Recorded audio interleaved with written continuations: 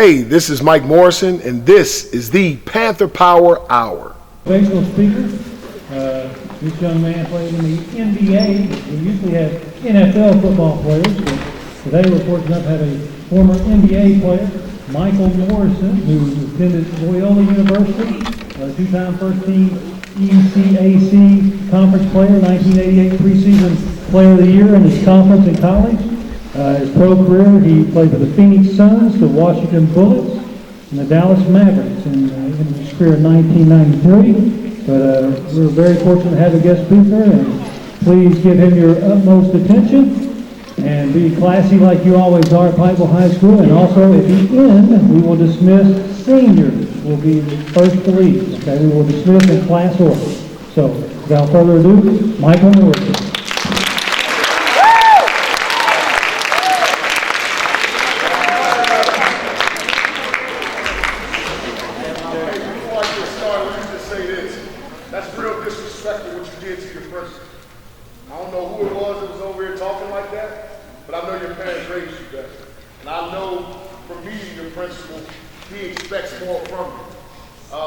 I'm different than most speakers. I'm not here to make friends, and I'm definitely not here to entertain you. Because I know a situation like this can possibly save some people's lives if you're paying attention. What's your principal's last name? Thomas. Mr. Thomas. Thank you, Mr. Thomas, for that introduction. And I'm expecting a much better welcome from you guys as far as me being a guest in your house. I know you guys were raised to treat guests a little differently than what you have shown me by the way you treated your principal while he was talking. I was always taught that you treat people the way you want to be treated. And I know that everybody in this room knows why they're in school. It's not your time to show off or show out. Because if you think it is, then you got another thing coming. I'm a part of a small group, and the only reason why I'm here today is because Jess, stand up and wave your hand for everybody, please. Jess was a local businessman here. Him and his family have been involved in the sports world with what we do for the last 30 years, so they make it possible for us to come to Pikeville and speak to a variety of schools. So if you guys don't mind, please give Jess and his family a round of applause.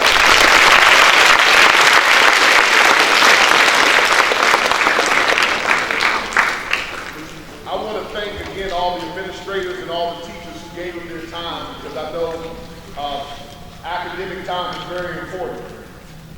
But I'm not going to waste your time with a whole lot of stereotypical jargon that most inspirational speakers use. I'm not going to try to entertain you with funny stories or anecdotes. I'm going to talk to you guys about my real life. Your principal told you earlier that I had the fortunate opportunity of playing in the NBA. I did. I was drafted by the Phoenix Suns in 1989.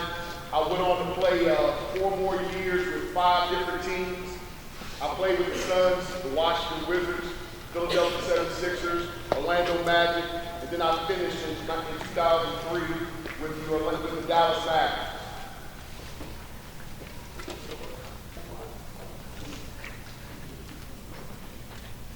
I also had the opportunity to play overseas for 9 seasons. I lived in 6 different continents, on 6 different continents in 6 different countries. I got to play in Venezuela for 2 seasons, Philippines for 2 seasons, which is Asian. Also got to play in Australia. Then I played in Israel, Turkey, and I finished my career in Germany in 2000. There's not a lot of people that can say they lived a childhood dream. And I'm fortunate beyond my wildest dreams to say that I did.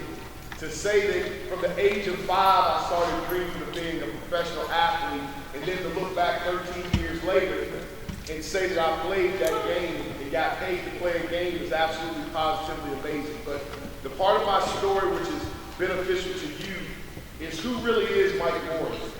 You know, who is that guy that y'all won't ever get to see, that y'all didn't grow up with, that y'all really don't have to hear about?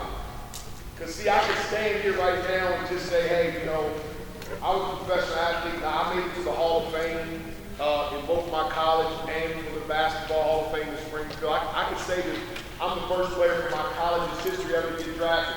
Or I could just stand here and tell you about what I do now.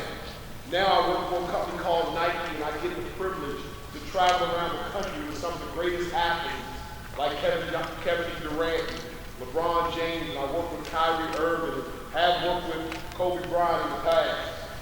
But none of that stuff will ever benefit you guys other than standing in front of you as a young man that actually achieved the things he dreamed about achieving. Now, when you guys came in today, you guys were handed a card. Do me a favor. I need every distraction that you could possibly have out of your way. Put that card somewhere where it won't distract you. Ladies, with your feet on the seat, if y'all could sit down and sit up, put your feet down and sit up for me, I'd appreciate that. Thank you. The opportunity to live a dream, the opportunity to do something that you love to do for a lifetime is very rare. You all are surrounded by teachers who some at your age or younger decided that they wanted to teach for a living, so they're living that dream. Most dreams are not always fueled by money or status or the opportunity to be popular. A lot of people have dreams that are really centered around what that will allow them to do for other people. And I can honestly say, when I first wanted to be a professional athlete, it was all about me. It wasn't about anyone else. But the Mike Morrison that you guys need to be is a young man that had some issues early on in life.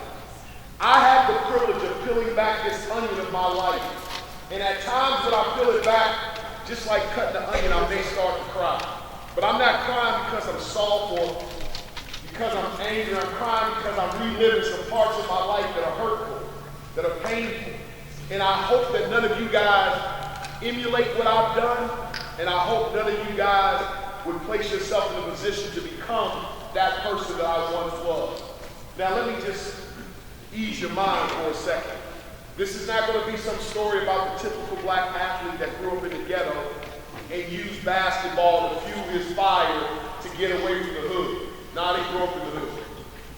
I didn't grow up in a drug-infested home where my parents were shooting drugs or selling drugs out the back door. That ain't my life.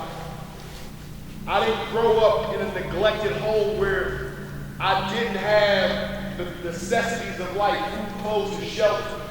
That's not me. But I am a product of a very abusive home. My dad was the first bully I ever came in contact with. We don't ever get to choose our family. You're birthed into the family not by your choice. That's just who God blessed that family with. But you don't choose that. Some of you may have chosen your family may have chosen you because you may have been adopted. But for the majority of us, we don't get to choose our family. So the problems that you have at home, you weren't born with those. That's just what you inherited because where you live. But let me say this, you do not have to be a product of your environment. Unless that environment is very positive and unless that environment is teaching you how to help others. You don't have to be a perpetuation of the same thing that you live every day. There's some real issues out here in this world. There's some individuals that have to fight, scratch, and do everything they can to get the hope of an education, and they fight every day to go to school across this country. There are children your age and younger who have to take on adult responsibilities because their families have problems. Whether your family is currently in a problem or whether you guys are headed towards one, this conversation is for everyone. Because as long as you live, change is coming, whether it's for the better or whether it's for the worse. Change is inevitable. Every last one of us, as long as we live on this earth, we're going to have to go through some type of change. You're never too young to understand change. But I'm going to teach you guys about the power of one. All it takes is one change of heart, one change of mind to change the whole situation for the better. My dad was an abuser. He and my mom fought a lot when I was little. My dad wasn't an alcoholic, so it wasn't fueled by alcoholic rage. He was just an angry man. My dad wasn't the type of man that, hugged his children and patted them on the back and told them good job. My dad used his voice in a very demeaning way. He liked to yell and scream and fuss. Even though he may not have used profanity, he could raise his voice and it could shake our house. Well, I began to emulate what my dad did at home when I got to school. I was always the shortest in my class until I reached college. I grew 5 inches in college. But all through middle school, elementary school, grade school, middle school, and high school, I was one of the shortest in the class. Although I may have been very athletic, I had some issues with anger. I couldn't control my temper, and a lot of times it was just a selfish want for what I wanted. I was just so spoiled that I would do anything to get what I wanted. And if that caused you some harm, it really didn't matter to me at that time because I was just so selfish. See, some of you can relate to this because you're spoiled brats. Your families live a good life and they give it to you. And you take it to school and you look down on other people because you fit in some socio-economic class that you think makes you better than other people.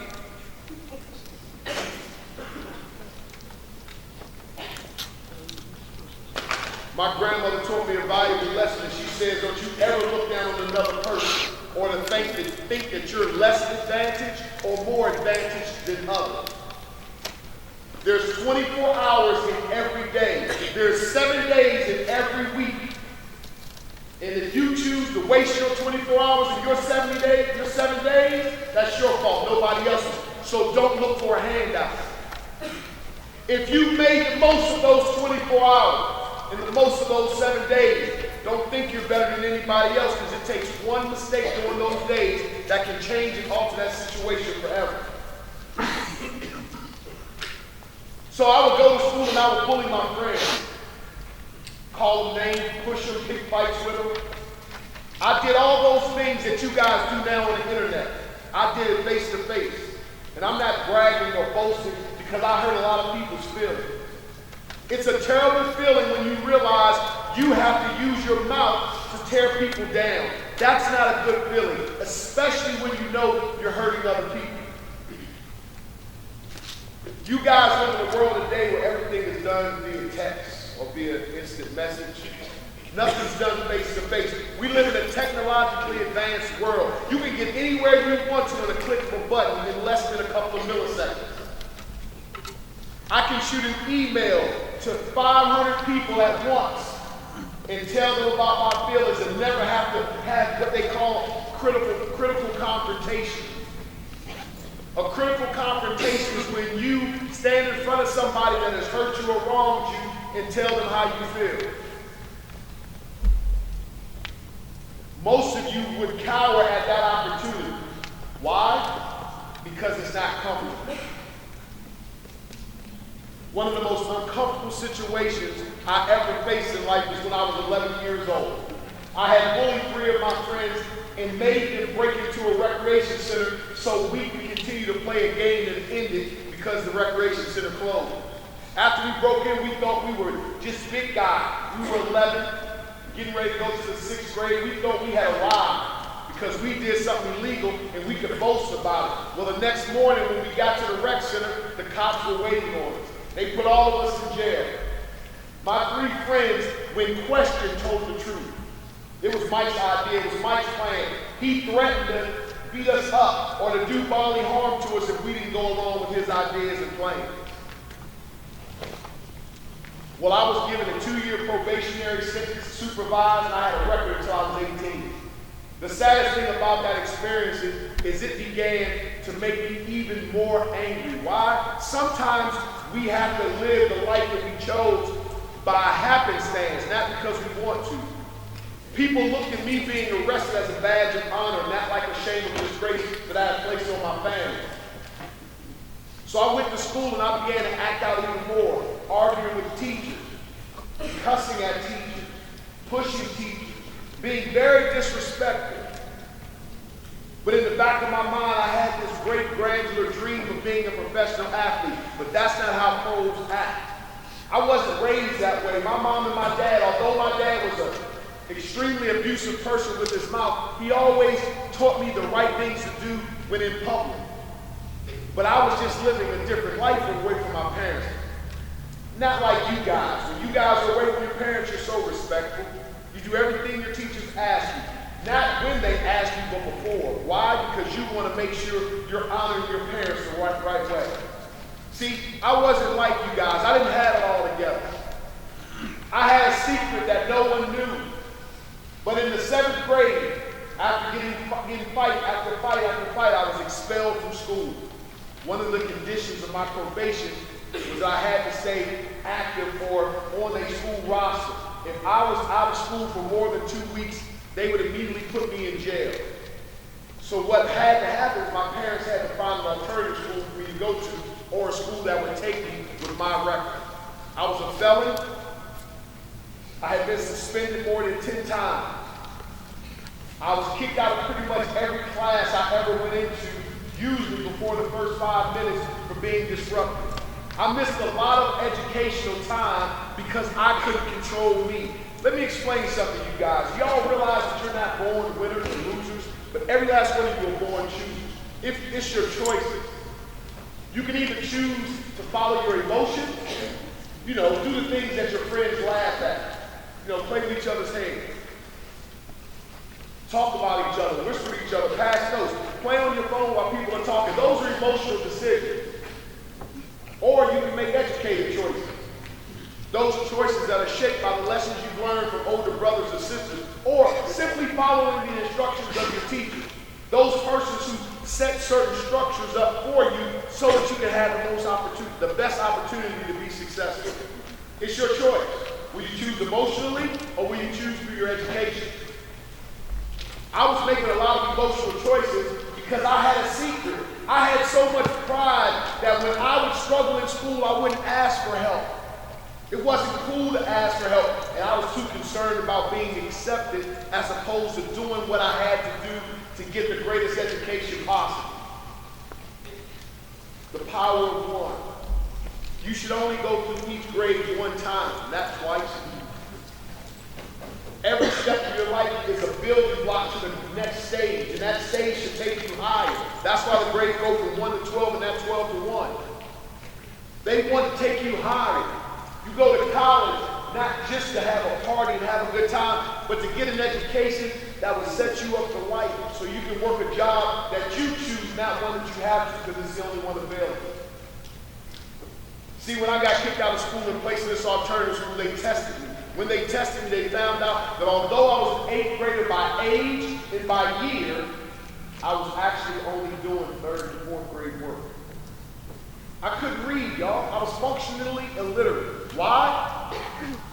Because the doctors gave me these diagnoses of being ADD or having ADHD. They also said I was severely dyslexic. Yeah, whenever I would try to read, it was frustrating because the words never made sense. They weren't in order like everybody else was reading them. If someone was called to stand up and read in class, their words came out so smooth.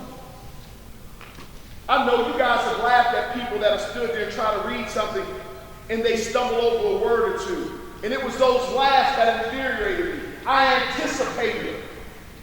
And then I would act out. I would go and just go into a rage. But I was fighting something that I would never win. Because the real thing I was fighting was me. It was the enemy within me.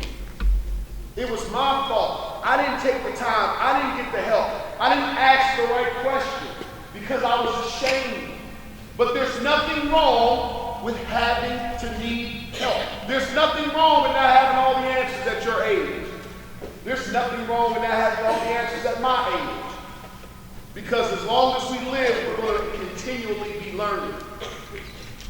Don't ever think you're going to arrive at a place where you got all the answers and you don't need anybody's advice and you can just do what you want to. Because once you think you got to that place, you're headed for a quick disaster.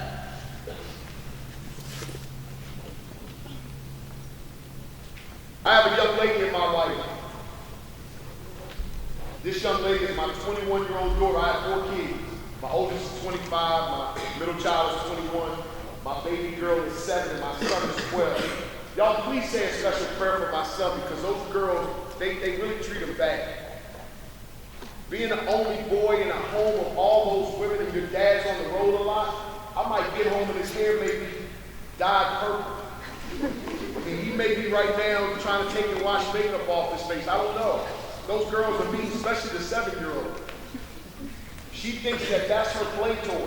He plays house, and tea, and he's the horse. Man, I feel bad for that kid. He's handling himself real good. But just pray for him that he doesn't get angry like his dad. But my 21-year-old is real special to me. Why is she special? My wife and I decided to adopt her before she was born. Our oldest daughter was 4 years old. We thought it'd be good for her to have a sister, and this was an opportunity for us to give back. So my 21-year-old was adopted. Why was she adopted? She was born to a family, or was about to be born into a family of 6 other siblings. Her mother and her natural father were both crack addicts. Her father had been sentenced to life in prison for a crack deal gone wrong in West Baltimore. Her mother was doing whatever she could do to support her crack habit and actually got pregnant while she was addicted to the drug.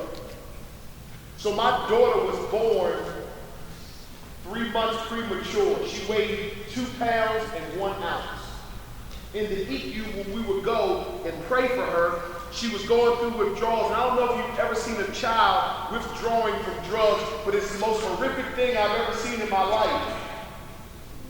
This child's navel burst because of the screams and cries that she went through because the drugs were leaving her system and they were having to put other things in.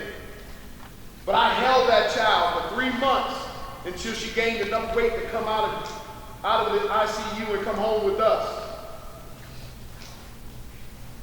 One of the most life-changing experiences I ever had. When we got that baby home, we loved her, we nurtured her. We never used the word step, nor did we ever use the word adopted in our home. When she was 8 and started asking questions, I thought it was good for me and my wife to take her to our pastor so he could help us explain to her why she was adopted. In the Bible, it talks about God created a certain people, the Jews, for himself, and when they wouldn't obey him, he created these other people. He gave his son so that other people would believe on him and have a chance. And they were all adopted into a family simply by belief. So my pastor, who could explain it better than I could because I'm not a pastor or anything, he explained it to her and she understood it. So from that day forward, she understood that she was adopted, but that she was adopted for the right reason. The greatest choice her parents ever made was to give her a chance. See, some of us are selfish. We want other people to suffer with us. Wake him up.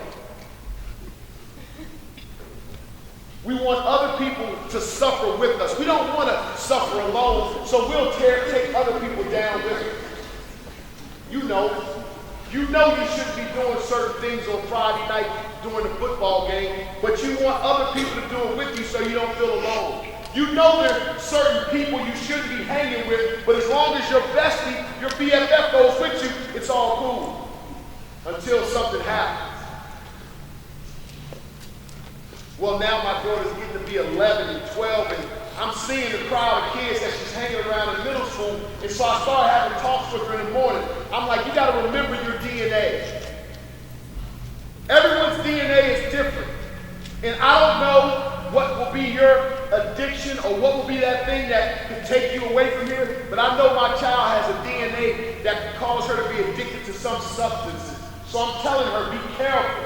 Because kids her age were experimenting with marijuana and their parents' prescription drugs, and they were bringing other synthetic drugs to school. And I told her to be very careful because your mother was a crackhead, which means you have the potential to be addicted to something. I didn't know about addiction because I've never been addicted to drugs or alcohol or pills or anything like that. I'm addicted to basketball, and I know how to get that addiction solved. I coach it. I'm involved in it all the time. And to this day, it still hasn't killed me. It's actually helped me a lot. So that's the only advice I could give her, but 16 years old, she's a 10th grader. One of her girlfriend's mothers calls me and says, we heard that Johanna has been bringing alcohol to school in a water bottle. And when I'm talking to the woman on the phone, she's my daughter's hairdresser too, I'm thinking about her daughter's mistakes. You know, sometimes as parents, we compare our children because it makes us feel better. You know, her kid had been expelled for truancy and skipping school. She had been caught with marijuana before, and now she's telling me that my kid is bringing alcohol to school. She just hates it. Not my daughter. My daughter would never do that. And I don't know if some of you girls know this, but y'all can say things in a way to your father that'll make him believe just about anything. So my daughter knew how to talk to me so I wouldn't be angry. She knew how to, just turn her head a little bit and look up with her eyes. I stopped her when she came in the house and I said, Johanna, have you been taking alcohol to school? Tatiana's mother just called. She was like, no, Daddy, not me. And I fell into it. I was like, okay, baby, I knew you wouldn't do nothing like that. Plus, there's no alcohol in my house, so where would you get it from? She was like, exactly, Papa. I wouldn't do something like that. That is so wrong. I'm like, okay, cool. We got this straight. My kid's cool. She's not doing anything wrong. 4 weeks ago, I have a rule because both of my kids should be out of college. My oldest daughter graduated from Coastal Carolina. Johanna's had some issues with school, so she transferred twice. Now she's getting ready to go into the military, but she's working. But even though they're adults, they still have to respect my rules and be home at a certain time. My rule is by 1:30, my alarm goes on for the house. If my alarm is tripped after 1:30, I let the cops answer the door. I don't. So if you come in after 1:30 and that alarm goes off, your last name just changed. I don't know who you are. I may come get you from jail, but I don't know. I'll let the cops get it first. So my girls have been doing real good about coming in. This night I forgot to set the alarm. My wife is she runs mini marathons. She's a crazy one. She gets up at 4:30 every morning. She can work a 12-hour shift as a nurse and still get up and go run. So 4:30 every morning, like clockwork, she's up. So she gets up at 4:30 and she shakes me. She says, I don't think Johanna came home last night. I didn't hear her. And I'm half asleep. I don't think about it. I'm like, yeah, okay. I'll deal with it when I wake up. So she's getting dressed and she's going out the house and I can hear her go down the stairs and I hear her scream, ah! And I'm like, oh my God, somebody broke in. So I hop up and run behind her. Now I'm not asleep anymore. My daughter is laying in the floor of the bathroom downstairs in a pool of vomit. Her clothes have on and my wife is checking her pulse. And my wife is like, her pulse is fake. We need to get her to the hospital quick. I scoop her up, throw her in the back of the truck, and we're off. My wife is a nurse. She works at a hospital that's not too far from home. Everyone in our neighborhood knows us.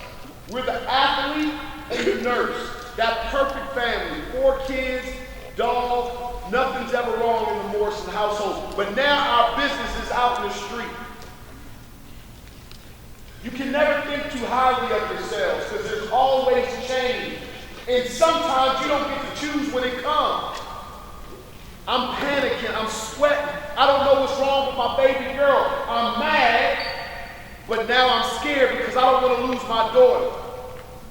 The doctors take her out of my hands, put her on a gurney, throw her into a room, stick a tube down her throat and suck her stomach out. She was alcohol poisoned. She drank too much. Again, to all you older young people in here today that think alcohol is not a drug, or that think just a few won't hurt you,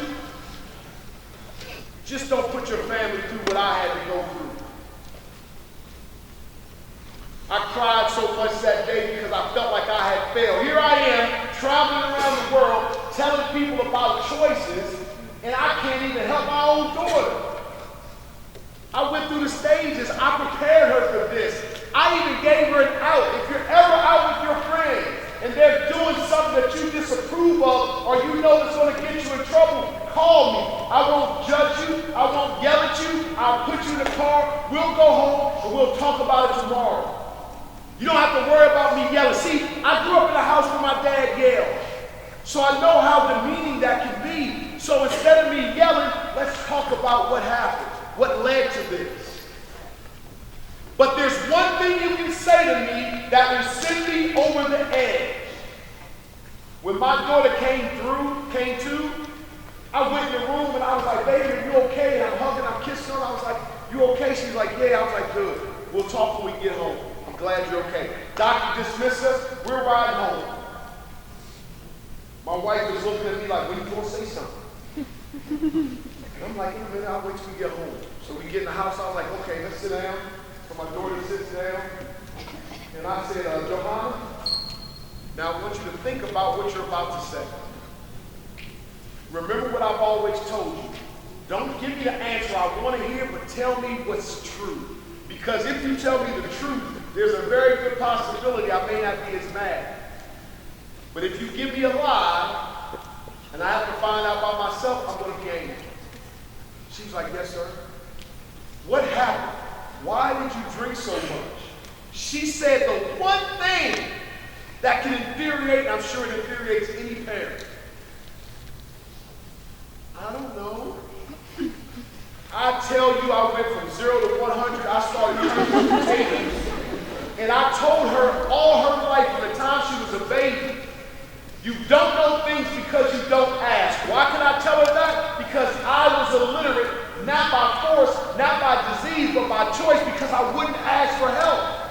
So as soon as I started asking for help, not only did I get help, but I got better. So I don't know, it's not an excuse.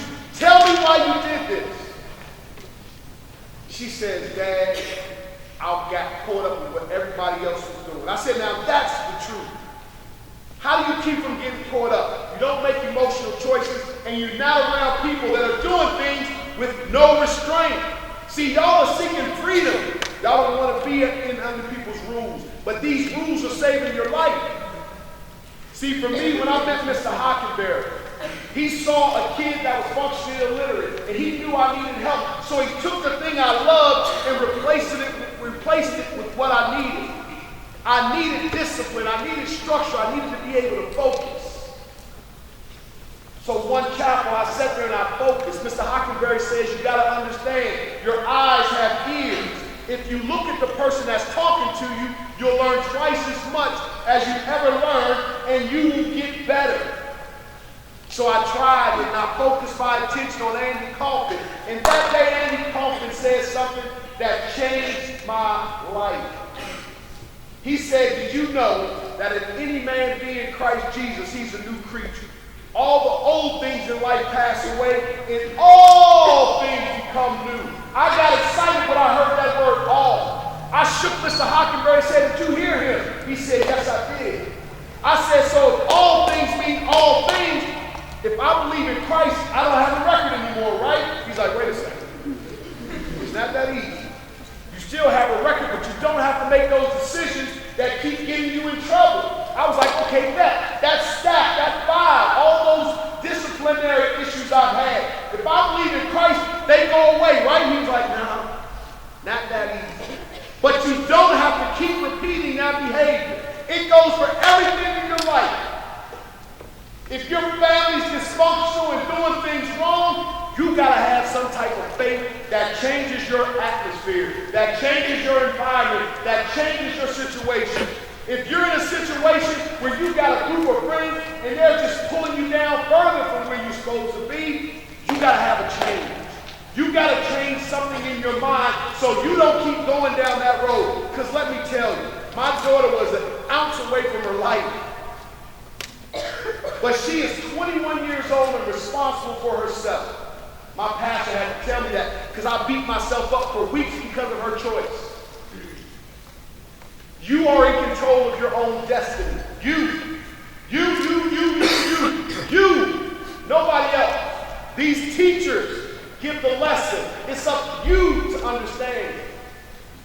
Your parents give you food, clothes, and shelter. It's up to you to use them for your benefit. Not for abuse. See, my dad was given a gift to talk, and he could talk very persuasively, but he never learned how to use it until that day I got saved and went home and told him. My whole family changed. So don't tell me that you can't change your circumstances by making proper decisions, because I did it. I'm the first male figure in my family ever to graduate from college, and they told me I would be functionally illiterate for the rest of my life. When I graduated from college, I unlocked education for my whole family. My sister has 6 kids, 3 girls and 3 boys. Every last one of them got college degrees. My sister, after giving birth to all 6 of those kids and sending them to college, now she's in college getting her bachelor's degree. My mom went back and got her certificate. My dad got his GED. Even my grandmother, before she died, got her high school diploma. All because they saw me, that kid that everyone said would never make it educationally. Had nothing to do with my athletic gifts, but it had everything to do with that mind.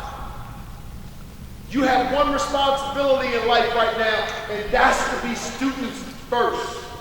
No such thing as a backup plan. Education is not a backup plan. It is your foundation. You want to make change? Get an education. You want to help people? Get an education. You want a great paying job? Get an education.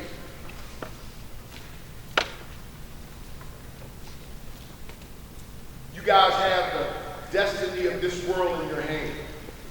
You have your lives ahead of you.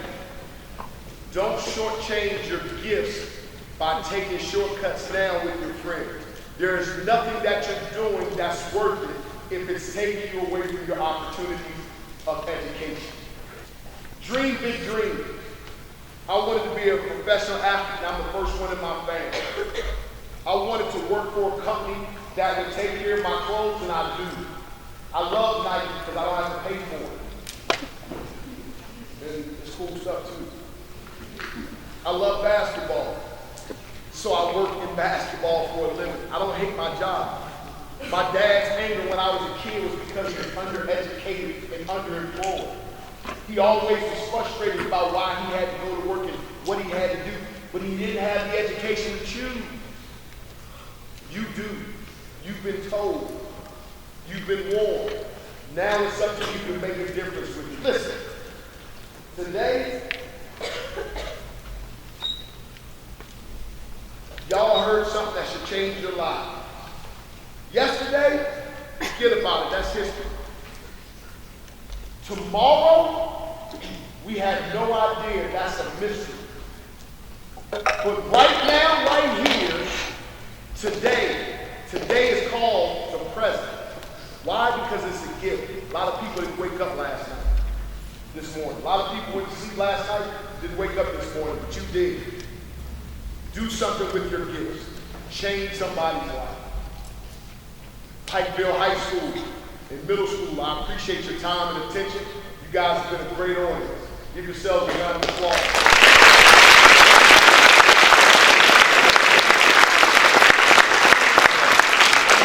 Do something very quickly for me. I gave you guys those cards. Take them out. The first thing I need you to do is take that yellow piece on that card. Take that off. That's yours to keep. There's some social media information on it, as well as a text helpline. I need you guys to give me 5 more minutes to quiet down for it.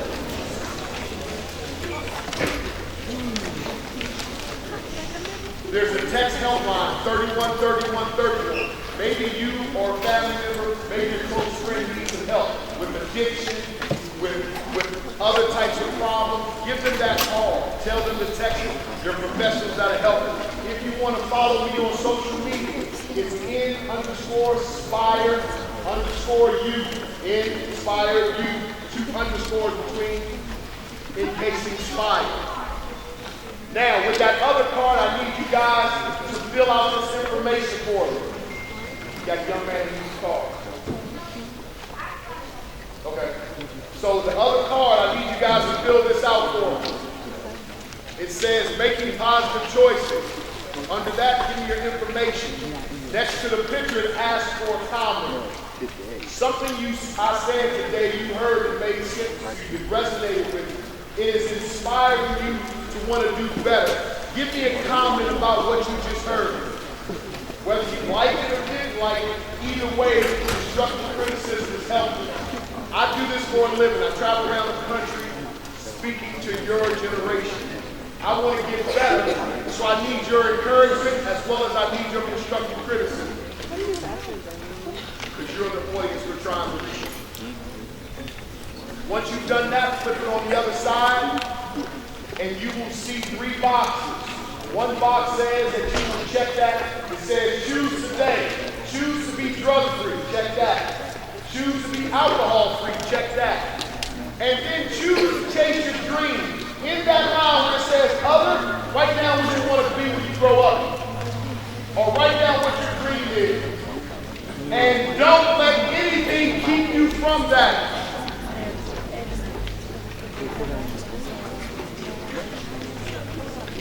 Now, when you leave today, you'll go out those 2 back doors. There are boxes for you to drop those cards in. Once you drop those boxes, your card in that box, one of the persons that handed out the basketball cards before will hand them out to you again.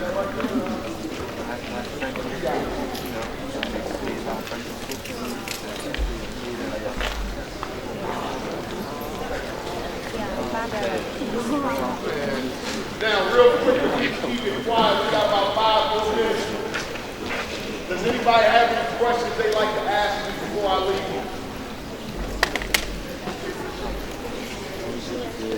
Yes, sir. Hold on 1 second. Mike, say that one more time.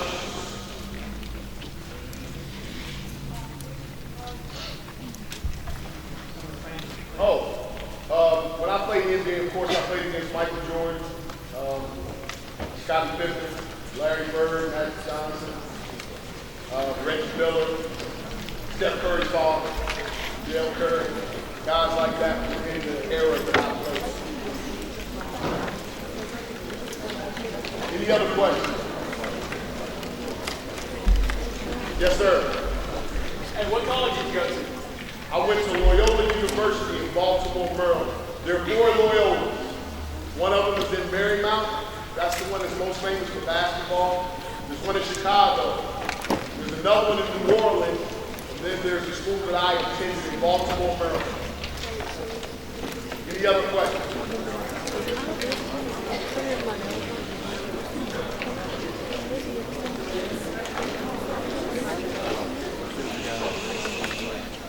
What position I played? When? College or high school or pro? In the pros, I played point guard and shoot guard. I'm about 6'4" now, 6'3" and a half. But I can shoot the ball pretty good.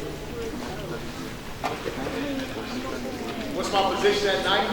I'm a private contractor. So what I do for them, and the way I got my position, is when I was a professional athlete, the Phoenix Suns were sponsored by Nike. Cosby Simmons, Paul Westphal, Lionel Hollins, who's now the coach of the New Jersey Nets. When I retired, I contacted them, and they had these things starting called Skills Academy. So one of the things I learned overseas was how to coach basketball and train and develop players. So I started working with Vince Carter's Skills Academy first. Then I went to Steve Nash and then Kobe Bryant. I was an instructor. So the Nike Skills Academy selects the top players in each position.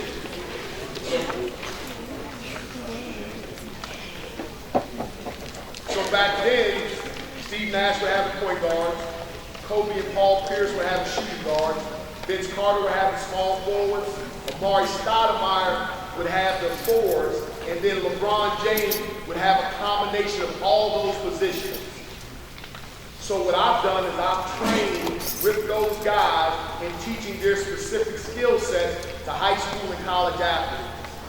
Now I work with our travel team. Nike has 40 teams in what they call the EYBL, the League Basketball League. We've got 40 teams around the country. We've got a team in Louisville, Kentucky called the Kentucky Travel. So I work with those guys to help them raise money and train them in coaching. Yes? What were your studies in college? Say that again? What were your studies in college? I studied mass communication. So I had 2 focuses, journalism and public relations. He asked me what I studied in college. Yes, sir. You know, that's a good question. And he won the championship, but I did win at least 2 regular season games. So yes and no. Yes, sir. How many points did you score in the pro? In my pro career, I think if you Google me, it's only going to bring up my stats for Phoenix because I actually only played games in the regular season with the Suns. I played in preseason with those other 4 teams, but never any when they were considered to be regular season games. So I averaged a little bit over 2 points a game for the Suns, or like 1.9, something like that. But we won the Western Conference. And my 2 points helped. Yes, ma'am. Hold on 1 second. She asked a very important question. She said, how hard was it to learn how to read? It was very difficult because I had to slow down. So I had a lady named Mrs. Robinson who became my literacy instructor. I met with her before and after school. We would go through exercise to help me with my dyslexia so I could organize my thoughts before I spoke. So it was difficult. The first 6 months I cried a lot, got real frustrated, but she stuck with me and that helped. Yes, sir. Wow, that's a very good question. He said, at any point in my life did I ever have any doubts? Yes, I still have doubts. The difference is, the God I serve continues to tell me that my God is bigger than my doubt. So when I get afraid, which I do, like I doubted that night I was in the hospital with my daughter, I started contemplating, am I doing the right thing? Should I really be talking to other people's kids when I can't take care of my own? My children are at home while I'm away, and they're making decisions. Did I prepare them enough to make decisions? Those doubts come into my mind all the time. But you know what makes a difference? When an audience like this listens.